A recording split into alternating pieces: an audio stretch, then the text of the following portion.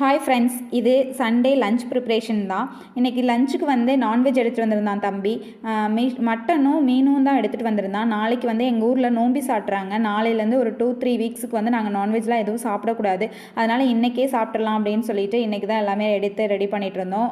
அம்மாச்சி வந்து mutton, chicken, முட்டை எதுவும் சாப்பிட மாட்டாங்க. ஃபிஷ்ஷு மட்டும்தான் சாப்பிடுவாங்க. ஸோ அவங்களுக்காக தான் மீனுமே எடுத்திருந்தோம். இன்றைக்கி வந்து மீன் குழம்பு, fish fry, mutton biryani, mutton semi gravy மாதிரி பண்ணிக்கலாம் அப்படின்னு சொல்லி பிளான் பண்ணி அதுதான் குக் பண்ணிகிட்டு இருந்தோம். நானும் அம்மா 2 பேருமே சேர்ந்து தான் பண்ணிகிட்டு இருந்தோம்.